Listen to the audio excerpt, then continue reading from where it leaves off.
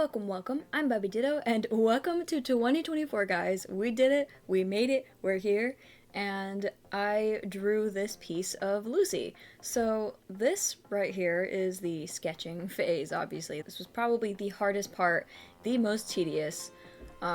It took absolutely forever. I spent a really long time on this piece, but I really just want to talk about this real quick. The composition, like the way her poses and the, I don't know what to call them, the glitches, like around her hands, that was something I really thought about because Lucy and Ariana always reminded me of like yin and yang, and so I wanted to get that in the composition with like the pose and the, like the evenness of it all. But yeah, I struggled with this sketch quite a lot. I struggled with the head, I struggled with the hair, I struggled with the leg. I literally struggled with every aspect of this piece. I do really like how it turns out in the end, so hopefully you stick around to see that. I also did a couple more layers of sketching than I usually would do. Like usually I just do one and then I do the line art, but this one I think I did two layers of sketching before I went on to line art. And even then, in the line art, I fixed a lot of things as I went.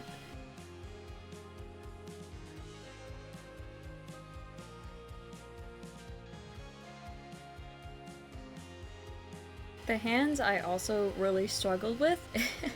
Like I said, really just everything I struggled with. But I didn't know if I wanted to have, like, her nails. Like, I knew I wanted the nails, but I wasn't quite sure how to do it.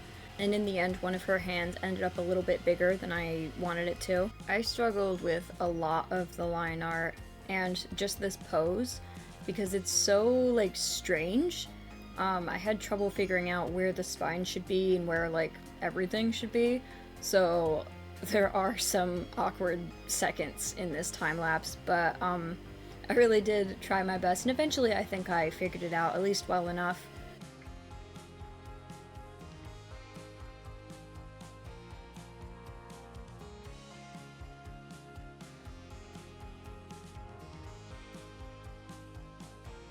So you can see that there was a very sudden cut to flat colors. That's because I took a break, and this was actually, like, all this footage was actually over the span of like 4 days or something. So I laid down the flat colors and then I recorded the actual rendering process because I figured it's not really that fun to see someone color all that and then have to go back and fix it all. It's just really tedious, so I thought that I would do that before. And then I just got into coloring, and I kind of struggled with it a little bit. Like, you can see me trying to make things even again for that, like, yin-yang kind of feeling that everything is, like, balanced. I wasn't really sure, like, what to do entirely with the background. Like, I wasn't sure how detailed I should go. I wasn't sure how far I should push the idea of her being inside of one of the glitches. But, I do like how it turned out, even though it is a little bit more simple than I originally think I wanted. The original sketch is like so basic though. I think I'll show that at the end. When I finally moved on to actually shading, that was also very difficult. I struggled with literally everything. I struggled with the skin, I struggled with the pants. The only thing I think I didn't struggle with, or I struggled with the least, was the shoes, which is like the very first thing I did. It was just very hard to do this lighting scenario, but it definitely pushed me out of my comfort zone a little bit, and I definitely want to do more pieces like this. So you can see me struggling here with the shirt, and I redid the shading on that so many times, and then eventually I just decided, okay, I need to take a break for a little bit. So I took another break. I came back like an hour later, and then I redid the shading again, and that's what I ended up with. And I think it looks alright. Like, I think I just needed to take a step back and think like, okay, this is what I can do with the contrasting colors and stuff. One thing about color picking is it looks a lot more opaque than like if I had used a multiply layer, or I did use a screen layer a couple times, and I used other filters but not multiply.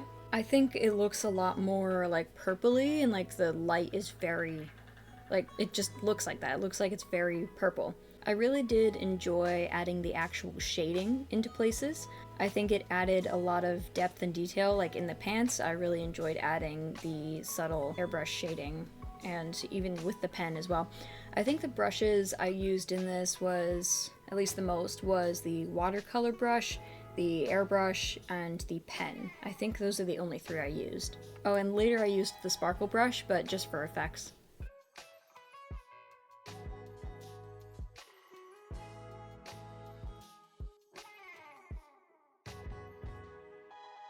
The hair was also very hard to shade. Hair is always very difficult for me to shade because I usually do it last. And so it's like, oh man, do I use the same shading method I used for everything else, or do I use the shading method for hair that I actually really enjoy using? So for this one, I think you could tell I used the one that I enjoy using.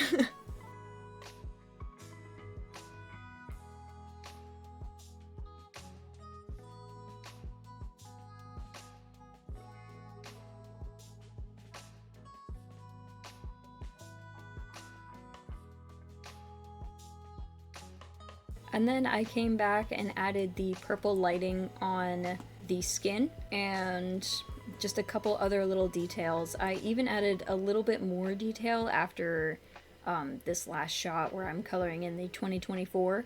Yeah, that one I was wondering like how much detail I should really put into it. So you can see me like going around erasing a little bit of the edges and stuff. I really wasn't sure how much detail to put into it, but I do like how it turned out. I knew I wanted it to be like removable and look fine without the 2024, and I think that I did accomplish that.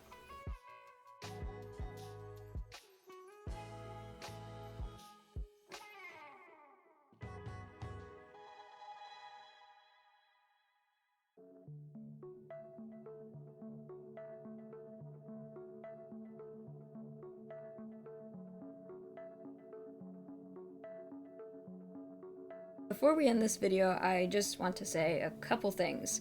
First of all, this year has been absolutely crazy. Everyone says that every year, but it's really strange to look back on last year's New Year video because it's very cringy and it's the first time I ever like read a script for a video, and it's just bad. I look back at that and I'm like, oh my gosh, like 2022 was such a different time. And I know I said something like, pursue your dreams, don't listen to the haters, and like I obviously still stand with that, but like oh my gosh, it's just so cringy to hear me like read that with such like a monotone voice because I didn't know how to talk. I also talked about my goals last year, which is something I would like to do in this video and in future New Year's videos. My goal for this year was to post a video every single month, which doesn't really sound like a lot because it's only 12 videos, but it was very hard and I almost didn't complete that goal. But I did, so woohoo! And as for what my goals are for next year, I really only have one, which I don't really want to say yet. Why I don't really want to say it is just because like I'm not sure how to announce it yet, I guess, or like start trying to get hyped for it. Even though, you know, I literally have like 16 subscribers, I think, and thank you to everyone who's subscribed. Thank you so much. But I'm not sure how to announce it yet. I will when I'm ready, but I only really have one goal for next year, and I really hope that I can accomplish it. That being said, I will not be posting every month next year because I don't have time to stockpile videos right now when I'm recording this, and I won't have time to just post it every month as I would normally do, because I'm going away for personal reasons for a little while. When I get back, I'll obviously continue the art videos. I'm not sure which ideas will actually become a reality in this next year, but I'm really hoping for just one. I'm really hoping just one will follow through. And, you know, like, who knows? Maybe I'll just keep making these silly challenge videos, and maybe I'll start collabing with other creators. That would be so cool. But that's really it. That's all I have for 2024 so far, is a plan I don't want to share, and possibly collabs in the future. And as always, if you did enjoy, please be sure to like and subscribe, and I will see you sometime in the future. Have a happy new year!